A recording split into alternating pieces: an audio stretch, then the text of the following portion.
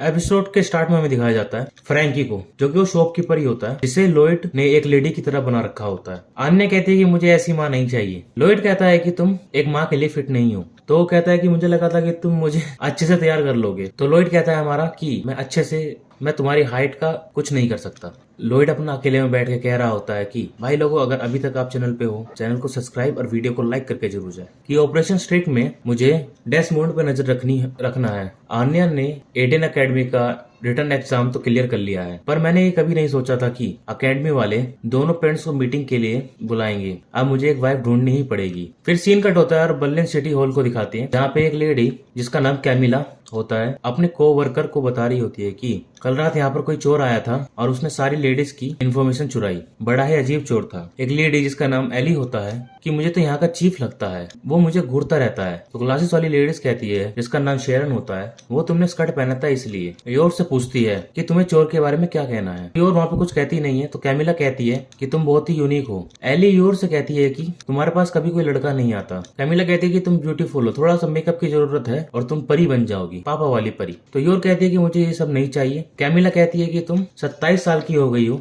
तो तुम्हें केयरफुल रहना होगा, क्योंकि शहर में बहुत सारे स्पाइस घूम रहे हैं। कुछ दिन पहले एक 30 साल की लड़की को पुलिस वाले पकड़ के ले गए, वो भी शक के गांव पे, क्योंकि वो 30 साल की सिंगल थी। शेरोन कहती है कि तुम्हें सिंगल नहीं रहना चाहिए। तो योर कहती है कि मेरी चिंता तुम्हें करने की जरूरत नहीं है। कैमिला सबको बताती है कि इस वीकेंड मेरे घर पे पार्टी है, और वो योर को अपने बॉयफ्रेंड के साथ बुलाती है। रात में योर अपने रूम में अपने भाई यूरी से बात कर रही होती है, और यूरी उससे पूछता है कि तुम ठीक तो हो ना बहना। तो हमारी योर रोते हुए बोलती है, हाँ भैया मैं सही हूँ शहर में। तभी यूरी योर को बताता है कि मुझे प्रमोशन मिला है, जिसकी वजह से मुझे दूसरे शहर जाना पड़ेगा। तभी योर वहाँ पे बोलती है कि तुम्हें इसकी चिंता करने की जरूरत नहीं है, मेरे पास बॉयफ्रेंड है। तो यूरी कहता है ये अच्छी बात है, मैं तुम्हारे बॉयफ्रेंड के बारे में जानना चाहता हूँ और उसके बाद ही प्रमोशन एक्सपेक्ट करूंगा। और वो ये बोल के फोन रख देता है। और योर कह रही होती है कि मुझे किसी को ढूंढना पड़ेगा, वरना यूरी को सब कुछ सच पता चल जाएगा। तभी उसे एक और फोन आता है। तभी वो सोचती है कि यूरी का फोन है, पर फोन कोई शॉपकीपर का होता है। वो यूरी से कहता है कि कुछ गेस्ट तुम्हारा वेट कर रहे हैं थ्रोन प्रिंसेस, और वो रॉयल होटल के रूम नंबर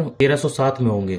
वो जैसे इस फ्लोर पे पहुंचती है, कुछ गार्ड उसे आगे जाने से रोकते हैं, लेकिन वो उनका कचुम्बर बना देती है। और उनका कचुम्बर बनाने के बाद योर रूम में जाती है, और उसके बाद क्या तुम ब्रीनन हो कि मुझे तुम्हें मारना होगा, और वो वहां पे सबको मार देती है। फिर हमें वहां पे योर के बारे में बताते हैं कि इसका नाम कोड नेम थ्रोन प्रिंसेस है, और ये हमारी तीसरी मेन कैरेक्टर है फैमिली की, जो कि एक एसेसिन है, जो कि अपने बॉस के ऑर्डर के हिसाब से अपने लोगों को मार। योर अपने ड्रेस पे लगे खून को साफ कर रही होती है, पर वो निकल नहीं रहा होता है, तो वो पार्टी की चिंता कर रही होती है। अगले दिन का सीन दिखाया जाता है, जहाँ पे फ्रैंकी ही वो आदमी था जिसने सिटी की सारी लड़कियों की इन्फॉर्मेशन चुराई थी। और वो लॉयड से कहता है कि कोई विडो को ही इस काम के लिए चूज करना। लॉयड आन्या को टीवी देखने के लिए बोल देता है, जिसमें वो टीवी में एक स्पाई का सीरियल देखने लगती है। फ्रैंकी लॉयड से कहता है कि अपनी किसी लेडी स्पाइस को ही इस काम के लिए क्यों नहीं रखते। तभी हमारा लॉयड बताता है कि स्पाइस की काफी कमी होने की वजह से वो ऐसा नहीं कर सकते। सारी की सारी फीमेल स्पाइस अपने काम पे लगी पड़ी है, और स्पाई की कमी के कारण मुझे एक और मिशन मिला है, जिसमें मुझे स्मगलर्स को डिस्ट्रॉय करना होगा। लॉयड फिर लड़कियों की डिटेल्स को देखना शुरू कर देता है कि मिशन में कोई रिस्क नहीं लेना है मुझे।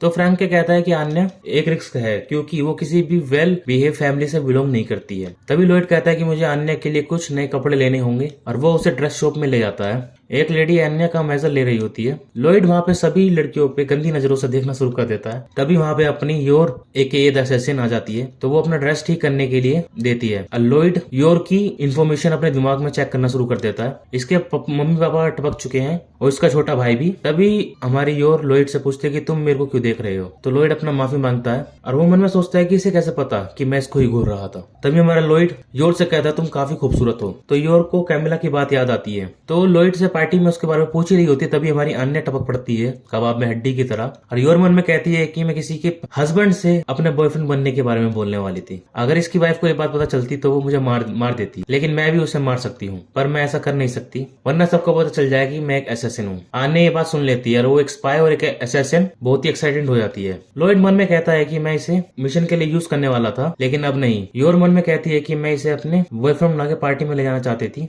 अब इससे एक प्रॉब्लम हो जाएगी। आन्या इन दोनों की बात सुन लेती है और कहने लगती है कि आन्या की कोई माँ नहीं है, आन्या को मम्मी चाहिए। तभी योर अपनी लॉयड से पूछते कि तुम्हारी वाइफ नहीं है। तभी हमारा लॉयड बताता है कि वो 2 साल पहले गुजर चुकी है। तभी हमारी योर उससे पूछ लेती है कि तुम मेरे साथ पार्टी पे जाना पसंद करोगे क्या। तभी हमारा लॉयड भी वहाँ पे अपना ट्रम्प कार्ड खेलता है, बोलता है कि मैं अपनी बेटी को एक अच्छे स्कूल में भेजना चाहता हूँ, जिसके लिए मुझे एक माँ लगेगी। क्या तुम बदले में मेरे साथ अन्य की माँ बन के उस इंटरव्यू में चलना पसंद करोगी? तो दोनों ही राजी हो जाते हैं। तभी हमारी अन्य अपने पापा को बड़ा ही लायर बोलती है मन में। फिर लॉयड कुछ शॉपिंग करता है। अन्य से कहता है कि सैटरडे को तुम घर पे कोई शैतानी मत करना। उस शॉप का ओनर लॉयड को एक कॉइन देता है और लॉयड उस कॉइन को घर पे देखता है जिसमें नेक्स्ट मिशन की जानकारी होती है। उसमें लिखा था कि तुम्हें स्मगलर्स खत्म करके उनसे आर्टवर्क चुराना होगा और ये मिशन सैटरडे शाम 6 बजे होगा। फिर सैटरडे आ जाता है और लॉयड और फ्रैंकी दोनों मिलकर मिशन पे जाते हैं, जहाँ फ्रैंकी पहले मान नहीं रहा होता है, लेकिन लॉयड उसको पैसों का लालच देता है और पैसों के आगे कौन नहीं झुकता, पुष्पराज भी झुकता है।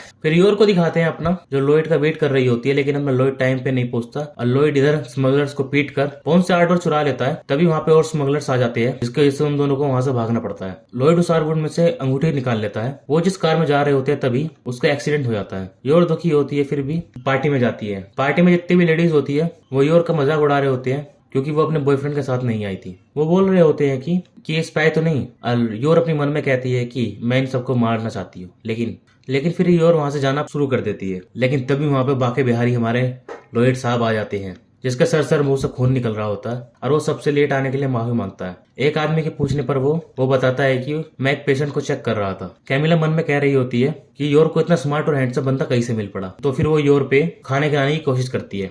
कैमिला गिरने की एक्टिंग करती है और खाना उन पर फेंक देती है, लेकिन योर प्लेट को रोक देती है और कैमिला फिर लॉयड को योर की बुरी बातें बताना शुरू कर देती है। वो लॉयड को बताती है कि योर पहले होटल में मसाज देती थी। योर मन में सोच रही होती है कि वो मेरे सब टारगेट थे। तभी हमारा लॉयड वहां पर एक समझदार व्यक्ति की तरह बोलता है कि इसके मम्मी पापा गुजर चुके थे, ये अपने भाई को पालने के लिए इनने काफी स्ट्रगल किया है, जिसको देखकर काफी लोग वहां पर चौंक जाते हैं और फिर वहां से चले जाते हैं। जैसे हमारा लॉयड गाड़ी चालू करता है, वैसे ही उस पे वही स्मगलर लोग अटैक कर देते हैं। फिर वहीं पर हमारा लॉयड सोचता है कि इन्होंने आर्टवर्क के अंदर कोई ट्रांसमीटर तो फिट नहीं कर रखा था। योर पूछते है कि ये लोग कौन है। तभी हमारा लॉयड बोलता है कि ये लोग उसके पेशेंट्स हैं, पागल पेशेंट्स हैं। तभी एक गली में लॉयड और योर अपना कार लगा के छुप जाते हैं। वो एक एक करके सारे पेशेंट को पीटना शुरू कर देते हैं। तभी योर पूछते हैं कि आप पेशेंट को मारना सही रहेगा, तो बोलते हैं कि एक नई तरह की थेरेपी है। तभी एक स्मगलर लॉयड के ऊपर से हमला कर देता है। तभी हमारी योर एक फ्लाइंग किक देती है उसको और योर कहती है कि मैं सेल्फ डिफेंस सीखा है। लॉयड योर को थैंक्स कहता है और बोलता है कि तुम बहुत ही अमेजिंग हो। तभी कुछ स्मगलर्स गन लेकर उन्हें शॉट करने लगते हैं और वो दोनों उसे मिलकर पीट देते हैं। वो दोनों भाग ही रहे होते हैं। तभी योर अपना बम छोड़ती है और बोलती है कि लॉयड हमें शादी कर लेनी चाहिए। और लॉयड ये सुन के शॉक हो जाता है और वो गिर जाता है। और योर कहती है कि उसमें चाहती हूँ कि इंटरव्यू के बाद भी हम साथ में रहें, जिससे मुझे दूसरों का ताना सुनने में ना सुनना पड़े। वो मन में कहती है कि और इससे मेरी आइडेंटिटी भी सीक्रेट रहेगी। तो लॉयड कहता है कि ठीक है, तो इसके बाद हम सिटी हॉल में पेपर वर्क कर लेंगे। लॉयड को रिंग नहीं मिल रहा होता है।